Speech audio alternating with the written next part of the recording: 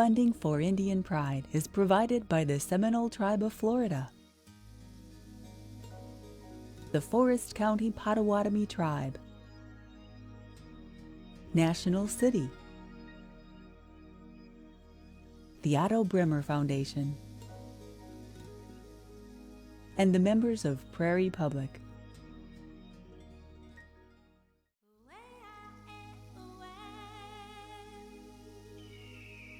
On this episode of Indian Pride, we will check the pulse of economic development from around Indian country, hear a spiritual story about the deer, and enjoy the drumbeat melodies and voices of two traditional performances.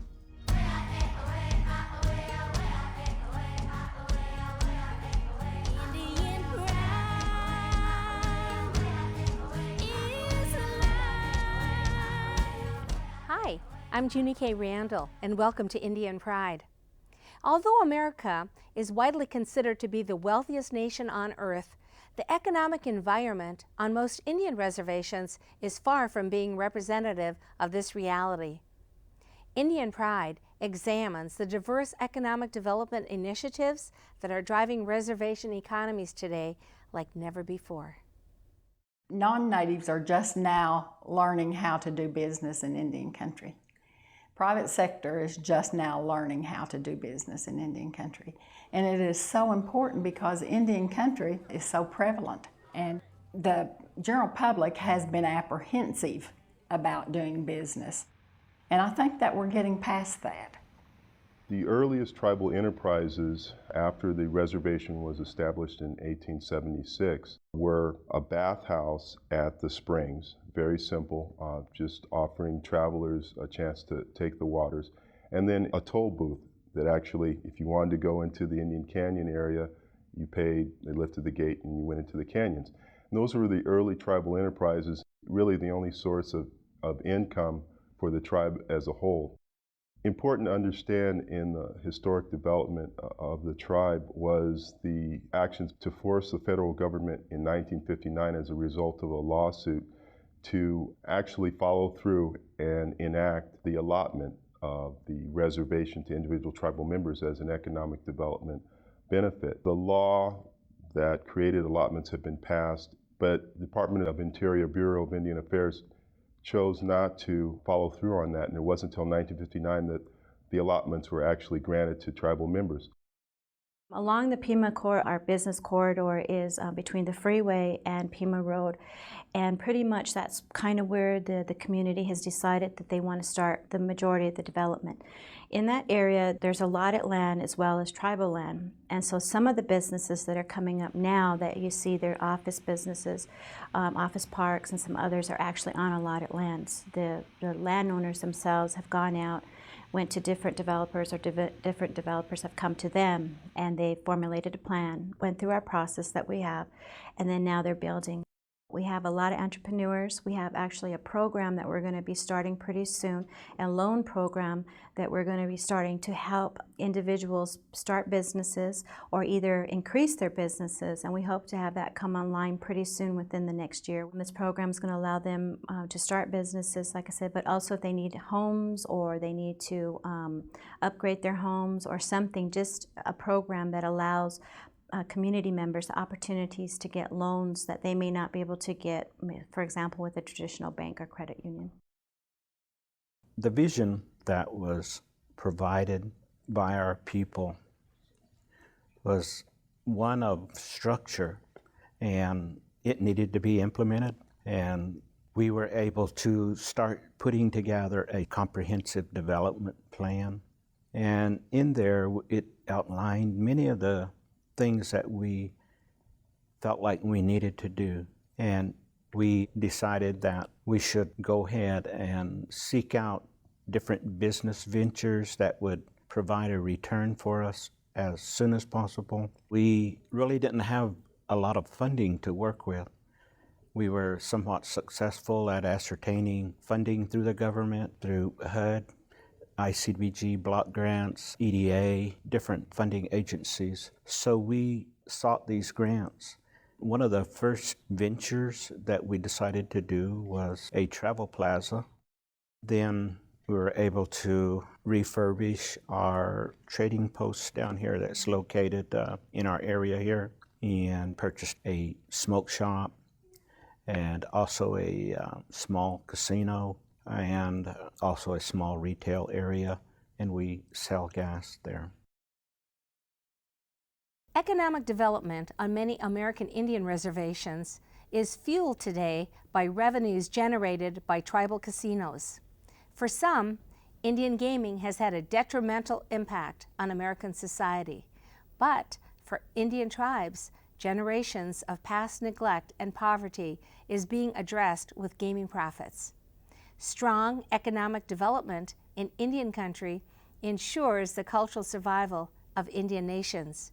Our guest today is Mr. Lance Morgan, Chief Executive Officer of Ho-Chunk Inc. in Winnebago, Nebraska. He is a member of the Winnebago tribe and a graduate of Harvard. Indian Pride welcomes a bright young leader, Mr. Lance Morgan. Thanks, it's a pleasure to be here. So I read that your own mother says that you are a necessary evil, the corporate Indian. Is that right? Well, she said it. I always wonder what she means by that. I have a hard time trying to figure out whether it's an insult or a compliment. And I suspect, knowing her, that it's probably a little bit of both. I think that as you kind of move forward in this professional world and in a modern world we have to live in, we have to make some adaptations. And certainly, if we're going to compete on economically, you need a certain skill set. And I think some of those skill sets are go against some of our kind of core identities. And so I think it's a necessary evil, and I'll take it as a compliment. Well, I will too. With your model that you designed for the Winnebago tribe, it's called Ho-Chunk Inc. I'd like for you to help us along in describing how you came about designing that whole model for economic development for the Winnebago tribe. Well, we've been pretty successful. We started with one employee, and now we have 500 and some in a town of 1,500 people. And so it's a remarkable kind of success over the last, I guess that was 1995 was our first year. But our success was really built upon failure, to be honest. Ho-Chunk Inc. is the company that I run, but there was a company called Winnebago Industries in the 1980s that had tried lots of things and failed. And what the tribe did is they said, well, if we're going to invest and develop a new business, let's try not to repeat the mistakes of the past. And so we basically set up the corporation and did all the things you do to set up a tribal corporation. But we did the additional part of saying, why did we fail in this instance? Why did we fail in that instance? And we came up with a list of rules about how we would function. For a simple example was, a company was successful and we took all the money out of it because we had lots of social needs.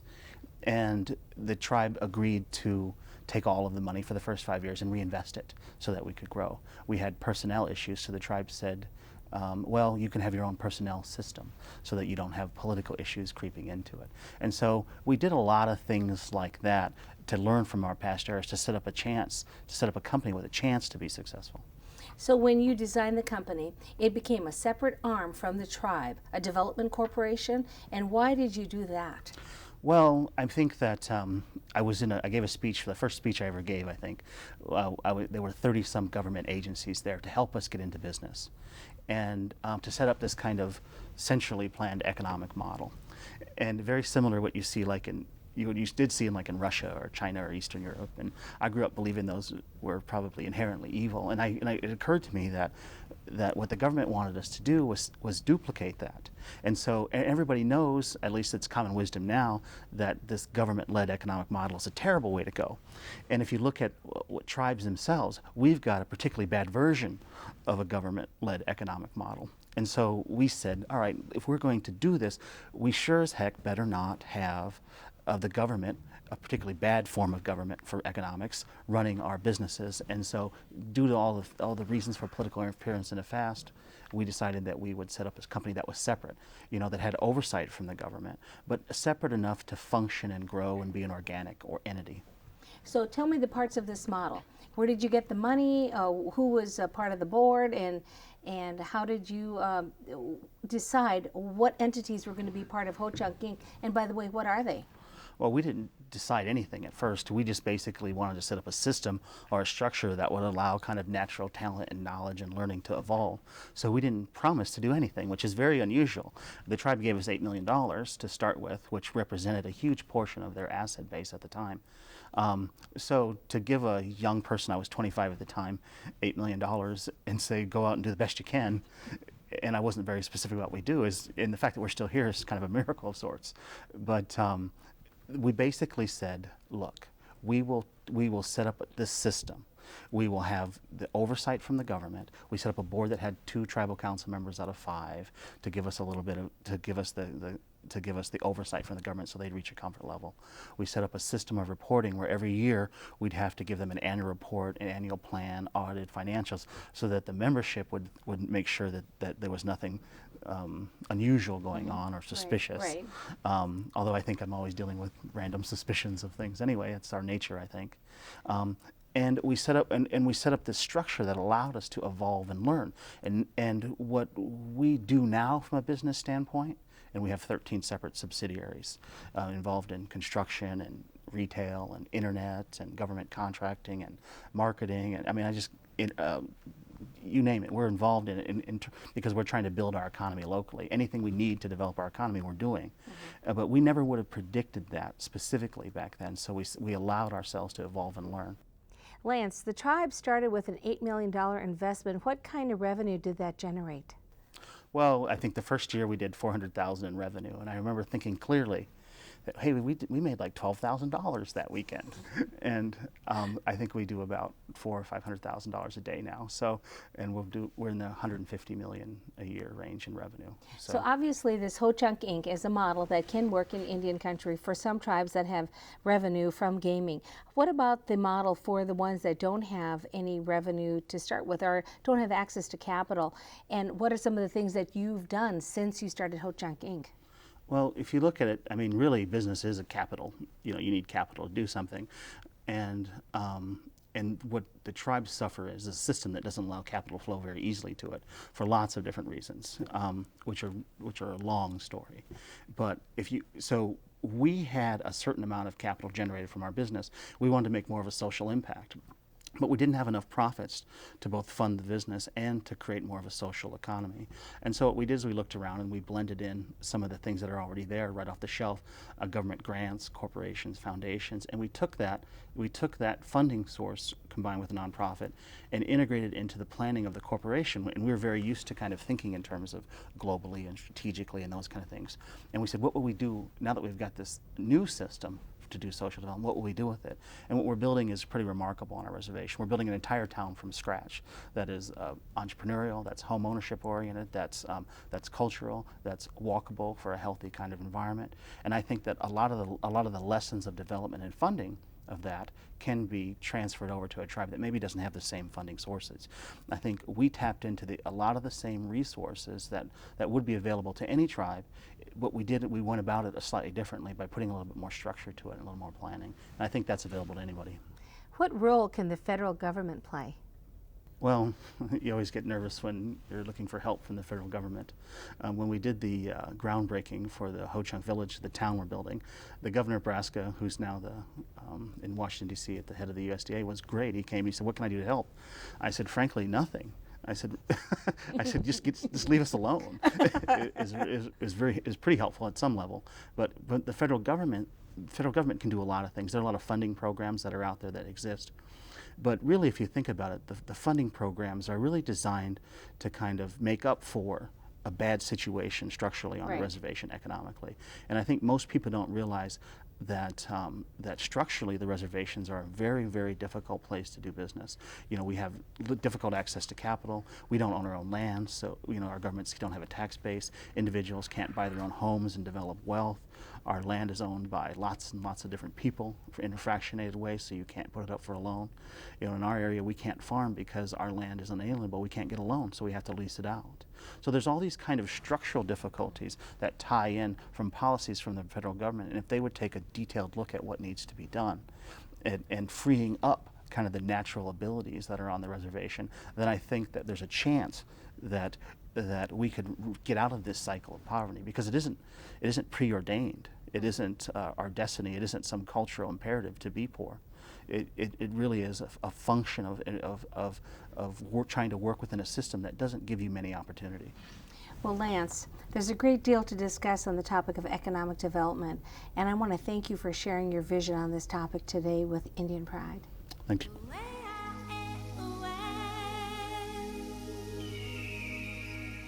Hakojaki, Deapetuki, Ohunkakana, Wichoyake, Ochichiakapikta.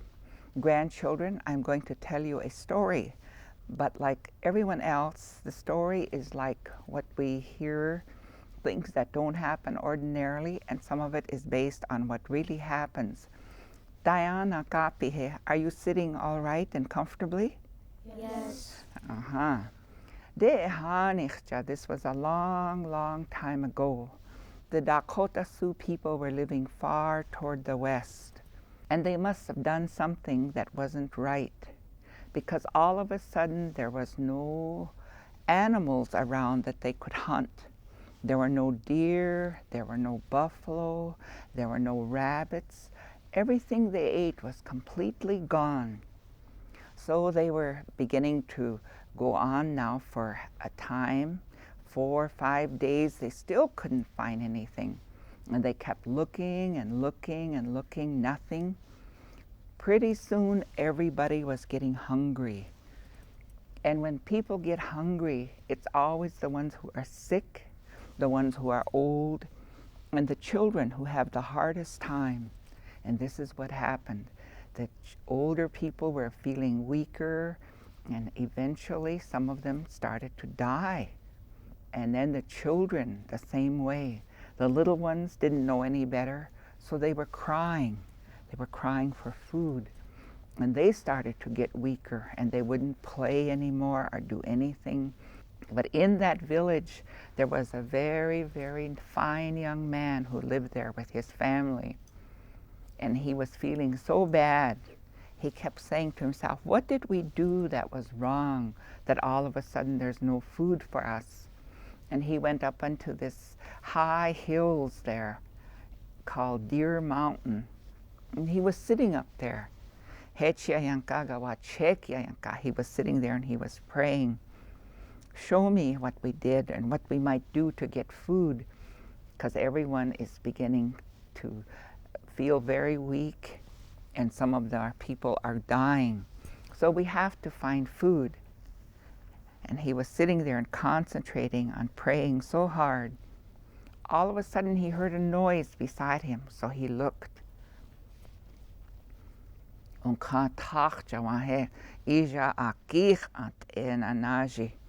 Here standing beside him was a deer, and this deer was starving too. Its ribs were all sticking out, and its eyes were just funny, and its head was hanging down. It was standing there. So the man looked at it and thought, I should just go ahead and shoot it, because when I take it back to the village, we can make soup out of the bones, and the people will get nourishment. But as he thought about it, he thought, the people are suffering back in the village. They're starving.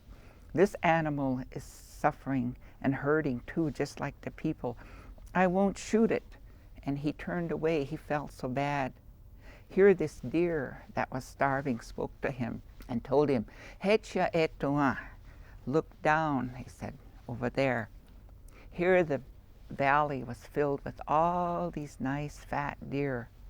And the deer said to him, we know that you are a kind and caring person, and you have feelings for everyone and everything that lives that has feelings. So we're going to help you. The deer people are going to help you. So your people can shoot all those deer that are down there. But you have to remember what we did and how we saved you. So when you shoot all those deer, Tuchuki chubna kakampi, he said, take the ribs and carve them, he said. And when you get dressed, when you dress up and you're going to go to a ceremony, the men will wear a necklace made out of deer bones on their chests. And the women will wear a necklace made out of deer ribs when they get dressed up and they want to look nice. So since that time, our people, whenever we dress up and we want to look nice, we always wear these. They are not made out of deer ribs anymore, but they used to be.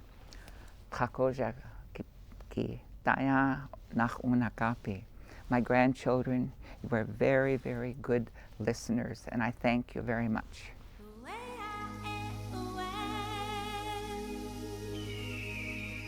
Our musical performers today come to us from two very rich cultural backgrounds. I'm thrilled and honored to introduce the Rawhide Singers, enrolled members of the Blackfeet Nation in Montana.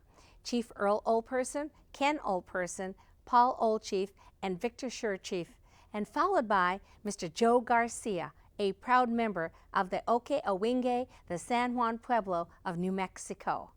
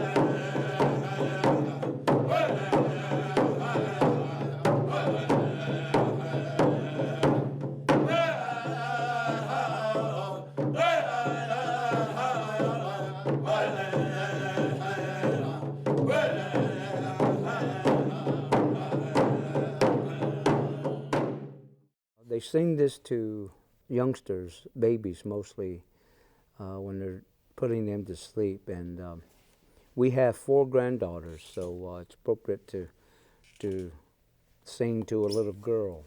And the words are kind of hard, but people won't understand what they mean except unless they know Tewa. But it's a little lullaby.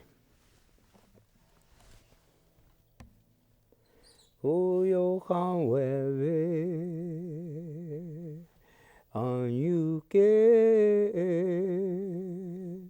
donge to tawio nae wohui punka kawin wokoi anyuke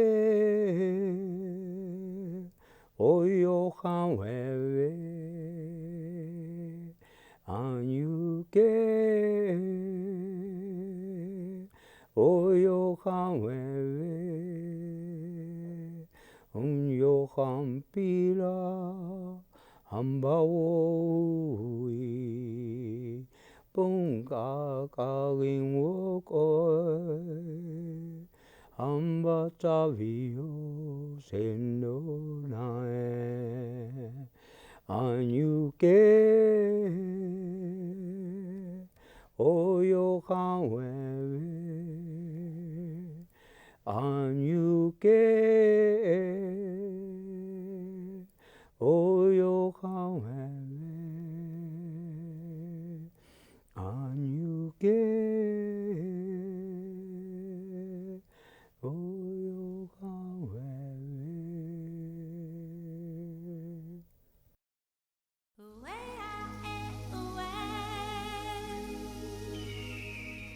like to thank all of my special guests for sharing their gifts and talents with us today. And we invite you to join us next time as we present another great showcase of Indian pride. Whenever you get a chance, do something special for a child. Bye-bye for now.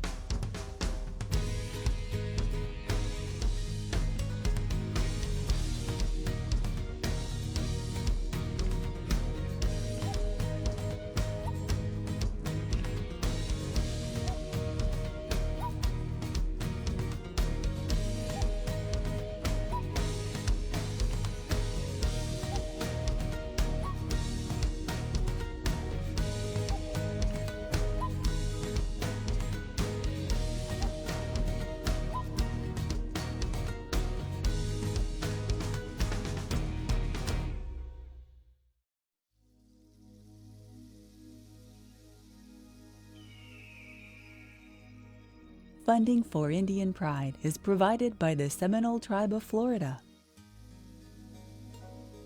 the Forest County Potawatomi Tribe,